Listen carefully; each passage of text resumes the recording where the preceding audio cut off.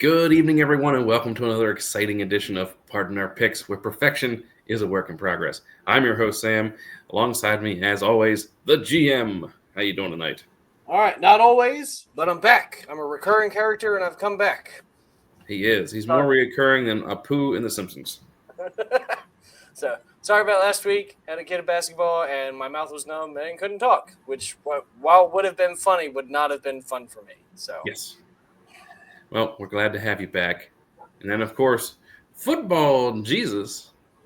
How are you tonight? Are you feeling okay? I'm wishing that I could go back to week 1 and start this year back over, but here we are, week 14. Let's get into it. Yeah. And then, of course, our leader, the QB coach, Jessica. How you doing tonight? I'm doing pretty well. I think I'm bed right after this, trying to get up early. So I feel that. Now, of course, we are brought to you by Aardvark Concepts Incorporated, more than just a sign shop. Go ahead and check them out in Westminster for all your sign and decal needs. And in Too Deep of Maryland, they do have a show coming up. Can't remember when it is because I forgot to look. But anyway, let's get into it. Last week, pretty much things went the way we thought they were going to go, except for one of us who decided to pick all upsets. Didn't really help them very much. But we're in week 14 now. We got 5 weeks left of football. 5 weeks of football. Everything's taking shape, including the playoff picture. And I got to ask, we'll start getting into who should win what award at this point. You'll see the pundits start to predict some of these things. MVP, Offensive Player of the Year, which is not a quarterback because they already win the MVP awards anyway. And then, of course, we have plenty of other options for awards this year. I got to ask, let's get to it. I'm going to ask you guys, Tarek, who is the Rookie of the Year this year?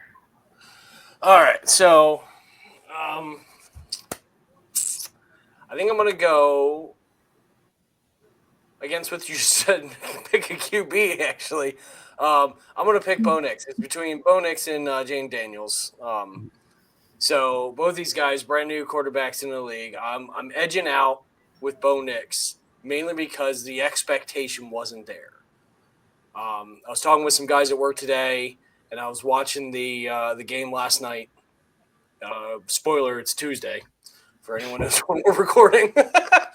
I was watching the Broncos-Browns game last night and just watching Bo Nix. And he's still got some path to tread. He's still got a ways to learn. But you think about the quarterback path the Broncos have taken since Peyton Manning retired with Trevor Siemian, Drew Lock, Joe Flacco, Russell Wilson. Like, they've had these rookie guys, these veteran guys, everything, and it just kept the Broncos on the bottom. Like, they went from winning the Super Bowl to just splat. So Bo Nix has them actually contending. They're still technically in third place, spoiler for later on in the video, but they're doing better than anyone thought they were going to do. They went on, a 5 or 6 game winning streak that no one expected them to do. They almost beat the Chiefs. So I'm going. A lot of teams can claim that. Huh? A lot of teams can claim that. Right, yeah, we're getting almost. And again, another spoiler for later on in the video. Stay tuned. But yeah, so I'm going with Bo Nix. He's done a lot with a team that a quarterback hasn't done much with in almost 10 years. So I think he's got it. bang in on this one. Gotcha. Well, I like where you're going with that, and yeah, I think those would be the 2 top candidates right now. Now let's take it back a notch. Let's change it up.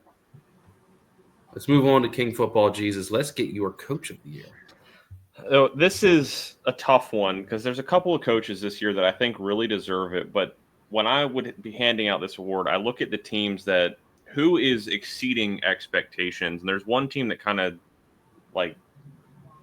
really sticks out when you're talking about that, and that's the Minnesota Vikings. So I got to give it to Kevin O'Connell.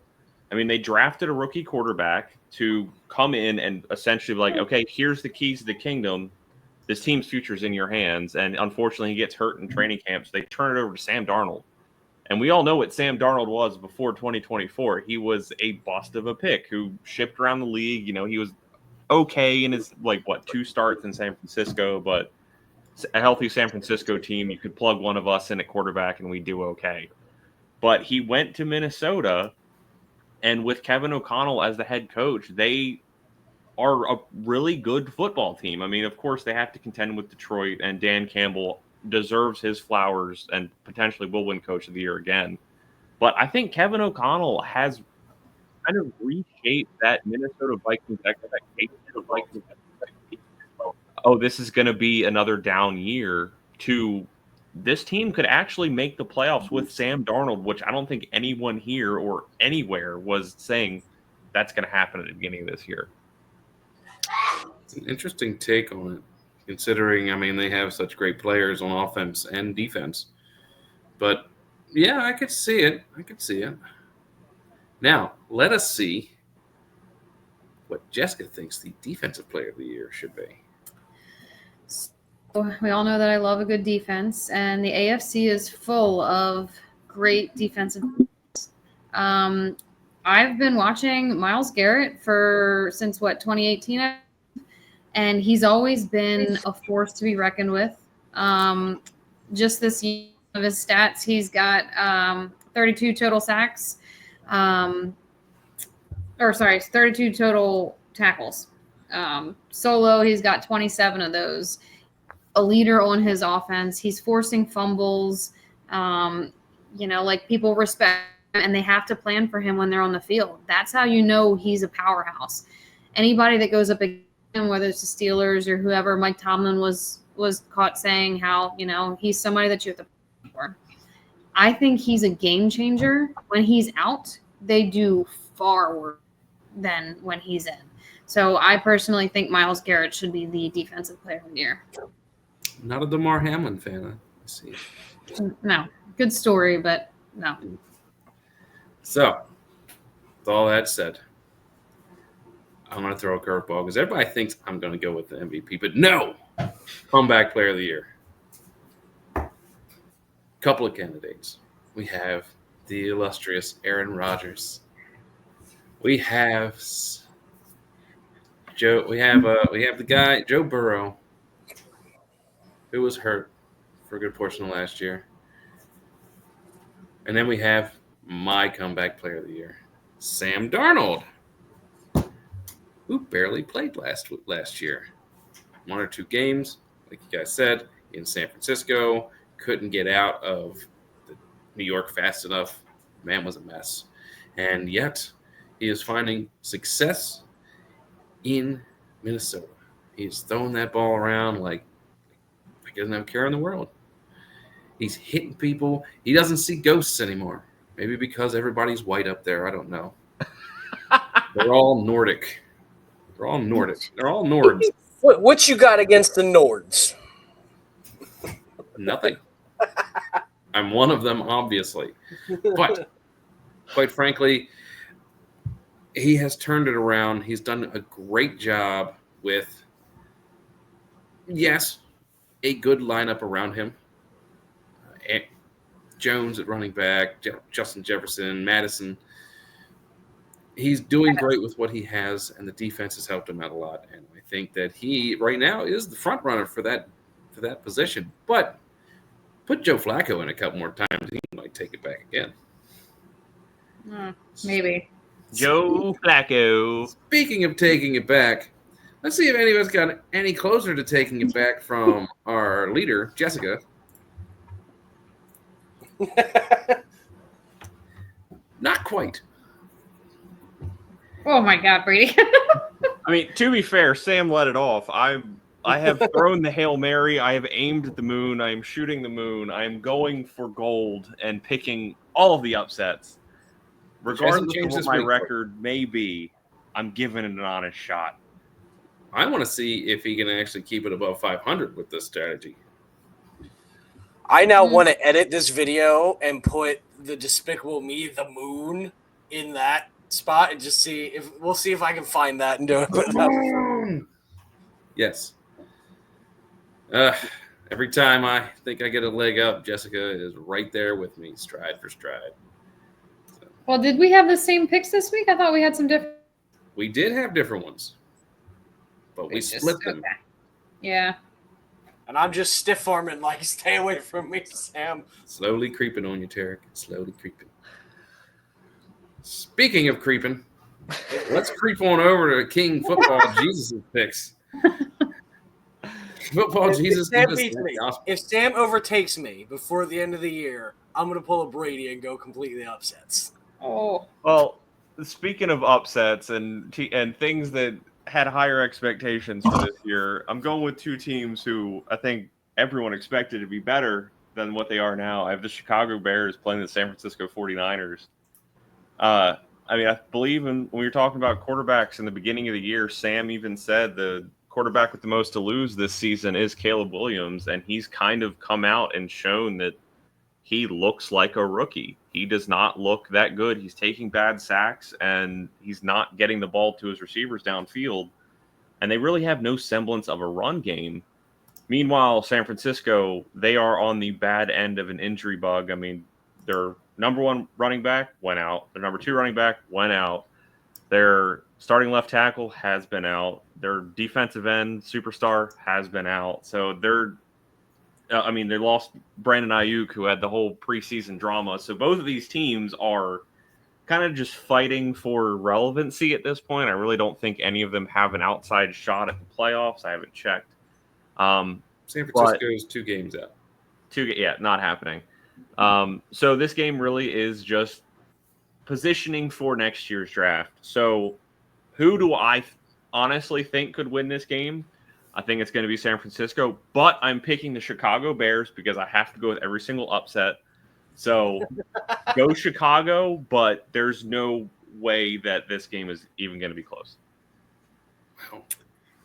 Well, I actually favored a minute on this, and then I remembered watching Chicago play and watching the quarterback make his horrible mistakes, those bad decisions Brady was just talking about.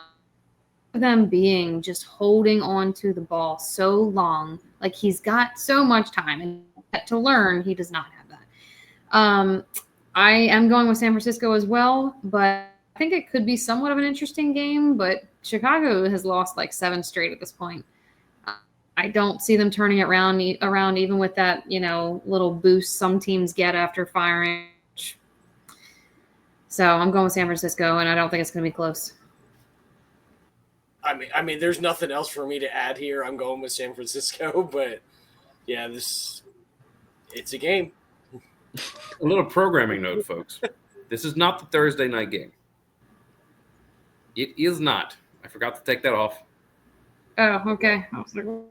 So they play at 4:25 on Sunday. Please do not look for this game on Thursday. You will not find it. You will find the Green Bay Packers against the Detroit Lions. Now, getting into my pick here, San Francisco has been hit by the injury bug quite a bit. Chicago almost pulled out that upset last week, even with all their issues with time management. I think the problem, though, for San Francisco is that, yes, they're missing their 2 biggest offensive weapons, and I don't think that Brock Purdy is going to be able to carry this team without the backup, without the help. The defense is in shambles. The offense is not clicking. And Chicago, even with their issues, is keeping everything close. I got Chicago winning this one. I have them winning this one on a last-second field goal where they actually do the time management correct. So Chicago for the win on this one as an upset. I think you just need to be grateful that we don't actually judge based on your specifics that you're giving. You give all this extra information, but it's only about who wins or not. That's true. Because if they don't, because that would be a big they won, but time management sucked, and you would just lose that pick. Well, it ended on a terrible time management. this week, Oh, and that hopefully will not happen again. Yep. We'll see how it goes. Matt Eberflus is gone, so they don't have to worry about that. Now, let's get into our next game of the week. We have the GM. What have we picked up this week? I said it was foreshadowing. Here's your spoiler. I got the Chargers and the Chiefs. So we got ourselves an AFC West matchup, first place versus second place. Chiefs have got it clearly in the bag, kind of like Jess and our Pickems. She's just vying. They're just vying for accolades now. But what makes this interesting to me is we're all seeing the chinks in the armor of the Kansas City Chiefs in their dynasty. And I want to see it crumble. I want to see it bust. I want to see it go down and have explosions in space like the prequel Star Wars films. I just want to see it just go off the rails. And Chargers why not? I mean, the game on Friday, why there was a game on Friday, I do not understand. But the game on Friday was so rigged. I've never seen a team lose momentum so fast to shift away so the Chiefs could win. But I have the Chiefs winning on this because they're the Chiefs. But I'm hoping, it's kind of like I'm pulling a Brady, I'm hoping that the Chargers, I'll gladly be wrong on this one, that the Chargers will just find that weakness. I can go really nerdy and do references here, but just find it and just knock him With out. a flag on that play. Yep. You cannot disparage the Chiefs. We got 15 yards on that one. All right. There's a brick wall behind me. Where do you want me to go? Half the distance to the goal. Actually, so I agree with some of what Tarek's saying, but at the end of the day, I'm actually picking the Chargers. It's technically the upset, but the Chiefs have not looked that good all season, and they are getting a lot of wins that they shouldn't, which I've already said, I don't know how many weeks now.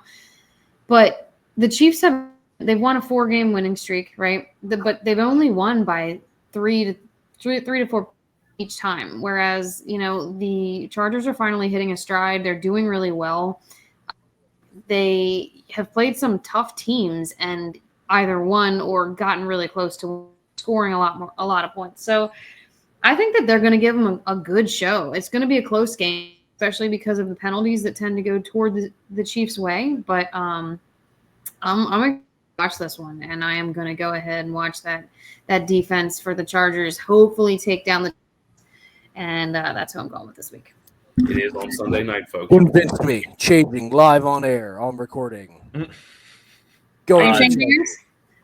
I'm changing it. Yeah. They are technically upset, but I also believe that the Chargers have a really good shot at winning this game. I know last week they played the Raiders, and there was that controversial flag at the end. We won't go into that because this will devolve into a conspiracy theory podcast. But the problem that the Chargers are going to have is since J.K. Dobbins went on IR, they have no semblance of a run game. So if they are able to somehow find a running back, whether that's Gus Edwards or someone else off the street that can give them 2-3 yards of carry and not do an end of his career Jamal Lewis tippy-toe into the line and fall down like Gus Edwards was doing last week, they have a real shot at this. I mean, they have the weapons to really expose a defense that over the past couple of weeks has started to falter. I mean, before the Raiders game, they're averaging giving up 30 points a game for the past 4 games. So they aren't playing that well. We talked about they playing old 2000 style football of low scoring offense, but the defense is so oppressive. Well, that defense, I think, is starting to get tired and worn out. So the Chargers are going to have to win this on the strength of their offense. And in order to do that, they need a run game. So I'm picking LA, but I also believe LA can win this game.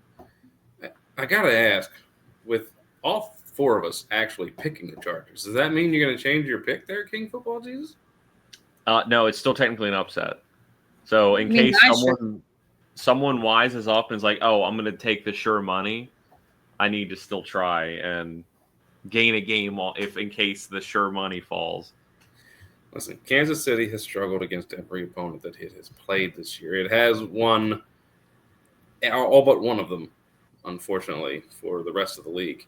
Now, if the Chiefs were to win this game, they would clinch the West. That would be it. They'd clinch it.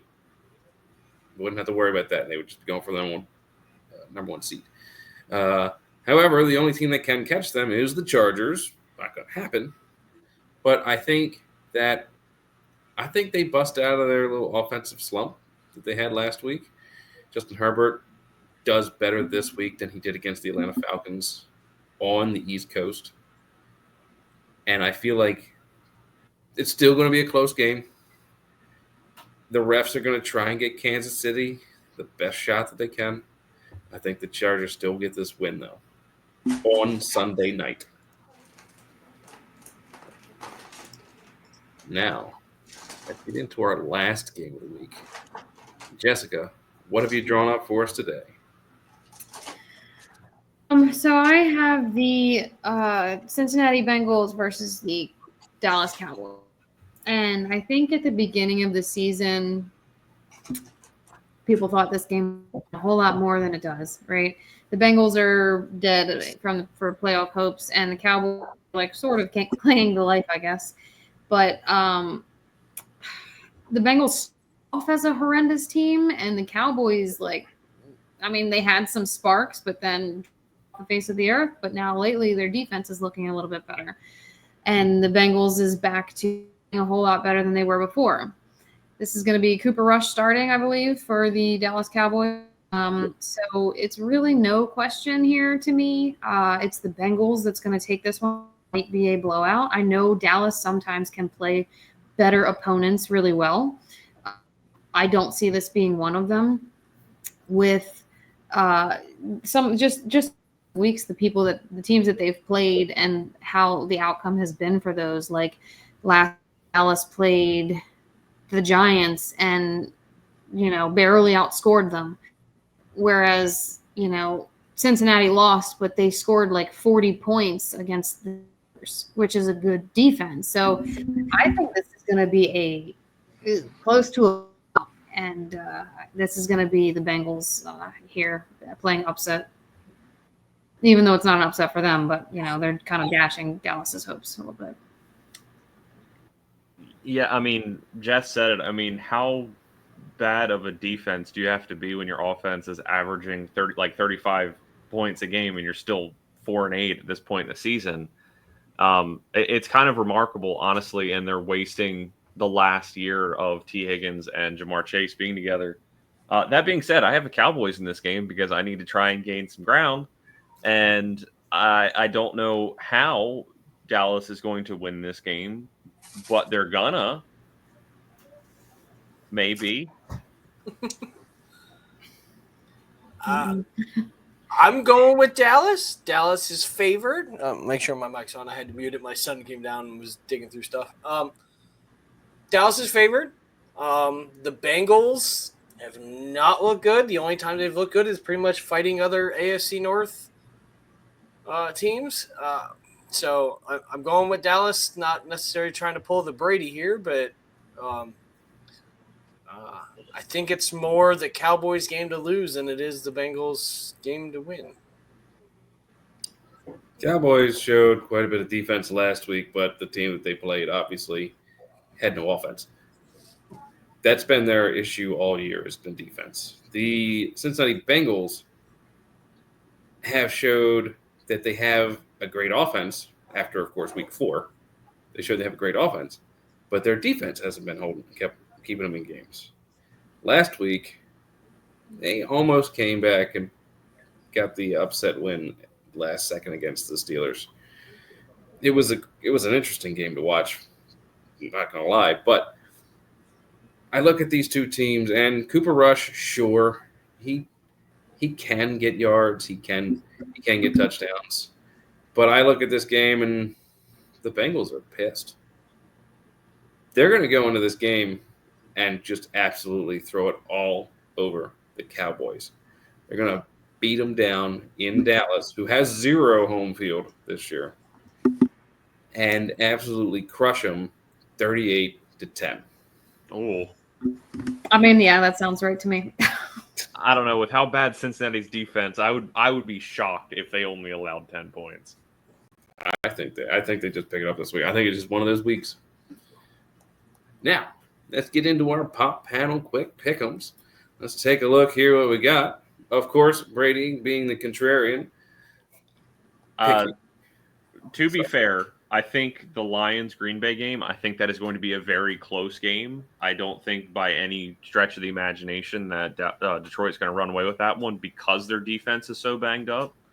And honestly, like their Green Bay's defense, they've been giving up some points, but they get a lot of takeaways. And Jared Goff, like he had that 5 interception game. Could be another one of those this week. I gotta ask, by the way, why was that not one of our games of the week? Because honestly, like I feel like I could have used that as Brady's game of the week and kept the Thursday night football thing there. To be fair, I should have, yes, but I Don't feel make like Brady do your work for you. Yeah, that too. But we also talk about Detroit, I feel like, ad nauseum. So, like, trying to give other teams a little bit of moment in the spotlight. But honestly, I could see that one going either way. I could see the next game, the Jaguars-Tennessee, going either way because Trevor Lawrence is now tasting colors. And Minnesota-Atlanta because, again, Kirk Cousins either looks like he's 36 coming off an Achilles injury or he looks like Washington football team, Kirk Cousins out there throwing the ball around 60 times and completing 75% of his passes. Really, the only question I had on this one, I mean, the Jaguars with Mac Jones, Mr. DeFreeze. You big Mac fan? No, it was just really just playing the chalk, didn't pay attention to that game. They were favorites, so I picked them. Blame Yahoo on that one. Fair enough. All right. Split on the Cleveland game. I hope it's Cleveland. Jameis Winston, I swear to you, there's something magical about watching him play because he looks so good, and then he just does the dumbest thing. It's the greatest, worst show to ever watch him play quarterback, and I hope he has a long career because, man, is he an entertaining quarterback to watch when he's not playing against your team. Well, that's why it was so fun, even playing Denver like last night. Like, it was because you had him and then Bo Nix doing almost the exact same thing. Because, like, oh, we're going to get backed up 3rd and long into the end zone. And then, boom, 93-yard touchdown. And they're like, oh, wait, nope, they did it too. It's a game of math. Somebody's down there. And just watch it, and it happens. It's like, oh my God, keep doing this. To be fair, that last interception that Jameis Winston threw, there was no reason for that one. He just threw it right to the guy. But that's what's so fun about it. Like, he looks so great, and then it's like he goes to the huddle and drinks some Gatorade and then forgets everything that he's learned over the past 12 years. And just like, oh, that's a human out there. Here. I just think they can win this one. I think they do win this one. It's just I hope one of those interesting games. Also, unsung for comeback player of the year, Bryce Young has been playing really good football over the past 3 weeks. So that may not be as far-fetched as that pick may look. He was drafted last year? Yeah, number 1 last year. Yeah. Got benched this year. He's dog poop. I'm the only one that believes, well, one of 2 people that believes Seattle can win. I am not a people. You beat me to it, Brady. I was going to say it. Well, considering you're just picking upsets, I can't really consider your pick as you believe they can win. I don't think it's that much of an upset either because the last time these 2 teams played, Seattle's defense was able to sack Kyler Murray, I think, 6 times, and he is not a quarterback that gets sacked all that often. Little legs. But you don't think they're going to plan for that a little bit better this time? They might be able to, but I don't know if that plan is good enough because they were able to bottle up James Conner pretty well. And honestly, they were able to collapse that pocket around Kyler Murray to where he couldn't escape. So I expect more of the same. There's also a random Charger logo in the field. There's a random Charger logo where? Next to the knee from the Broncos player. But for my other fantasy league sake, I hope I'm wrong because I have Kyler Murray starting and I need him to do well. This is what happens when I do this and I'm not feeling good. I just miss these things. I think it's a sign that we're right, and that's really going to happen. Where a Charger breaks a Bronco knee? No, it's just there's just an extra little. Knee? There's an extra little logo out there for us to say no. It's the Chargers are actually going to take it. Maybe. This is the logo that should be in Tarek's KC spot. That's where it is. It's all the way over there with his Broncos. Yeah. It's like he knew. It's like he knew I changed my mind. And then of course we have this. Thank goodness. Yeah, not much to say about that anymore. Nope. All right. Thank you guys so much for watching and tuning in to another exciting week. We appreciate it. Click like, click subscribe so you know when we drop new videos. Football season's coming to a close and playoffs are coming up. So you want to know when we're coming, what videos are dropping when. Leave a comment. Let us know if Brady's strategy is a good one. It's not. Let us know your answer to our question of the week. What awards would you give out to who? Let us know. And we'll see you guys next week. I'm Tarek. I'm Jessica. I'm the fallen King Jesus. Football Jesus, whatever. I'm lost. And I'm Sam, and you have a great football week. Bye, guys.